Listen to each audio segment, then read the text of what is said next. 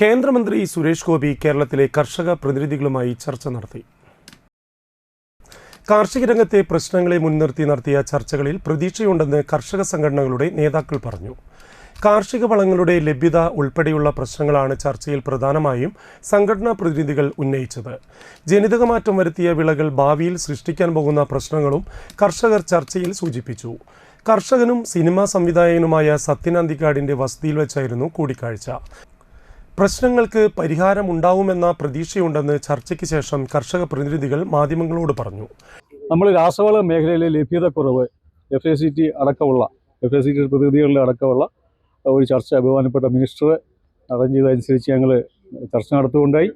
തൃശ്ശൂർ ജില്ലയിലെ കോൾ മേഖലയിൽ അടക്കമുള്ള രാസവള പ്രതിസന്ധി സംബന്ധിച്ച കാര്യങ്ങൾ, സീസൺ സമയത്ത് സാധനം ലഭിക്കാതിരിക്കുക, കർഷകർക്ക് കേരളത്തിലെ 14 ജില്ലകളിലും കൃത്യമായ അളവിൽ രാസവള കമ്പനികൾ ഈ വളം എത്തിക്കുന്നതിൽ കാണിക്കുന്ന ഉപേക്ഷ, ഈ കാര്യങ്ങളിലൊക്കെ സമഗ്രമായിട്ട് ഞങ്ങൾക്ക് ചർച്ച ചെയ്യാൻ കഴിഞ്ഞു. വളരെ അനുഭവപൂർവ്വമായിട്ട് FACT ഉദ്യോഗസ്ഥരുടെയൊക്കെ മധ്യസ്ഥയിൽ തന്നെ ബഹുമാനപ്പെട്ട മിനിസ്റ്ററുടെ ഭാഗത്തു നിന്ന് ശക്തമായ ഇടപെടലുകളുണ്ടായി. അത് സംബന്ധിച്ച നിവേദനം ഞങ്ങൾ സമർപ്പിക്കുകയുണ്ടായി.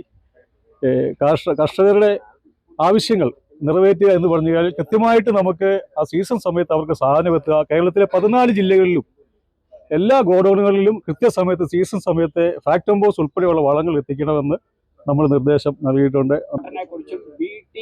മസ്റ്റേർഡിനെ കുറിച്ചും ജനറ്റിക്കലി മോഡിഫൈഡ് ആയിട്ടുള്ള മസ്റ്റേർഡ് കടുകിനെ കുറിച്ചും വളരെ ഗൗരവമായിട്ടുള്ള ചർച്ചകൾ വരാൻ പോകുന്നുണ്ട്. നമ്മൾ ഒരു കാരണവശാലും നമുക്ക് ഈ പറഞ്ഞ ജനറ്റിക്കൽ മോഡിഫിക്കേഷൻ നമുക്കത് അഭികാമ്യമല്ല എന്നുള്ള ഒരു സ്റ്റാൻഡാണ് ഭാരതീയ കിസാൻ സംഘിന് ഉള്ളത്. നമുക്കൊരു ഓർക്കേണ്ട ഒരു കാര്യം എന്ന് പറഞ്ഞാൽ 30% mustard as an oil seed. 30% ആളുകൾ ഭാരതത്തിൽ ഉപയോഗിക്കുന്ന ഓയിൽ സീഡ് എന്ന് പറയുന്നത് മസ്റ്റേർഡാണ്. തുടർന്ന് വിയ്യൂർ സ്വദേശികളായ സുധീഷ്, ശരണ്യ ദമ്പതികൾക്കായി PMAY പദ്ധതിയിൽ നിർമ്മിച്ച വീടിന്റെ താക്കോൽ ദാനം സുരേഷ് ഗോപി നിർവഹിച്ചു. തൃശൂരിലെ പരിപാടികൾക്ക് ശേഷം കേന്ദ്രമന്ത്രി എറണാകുളത്തേക്ക് തിരിച്ചു.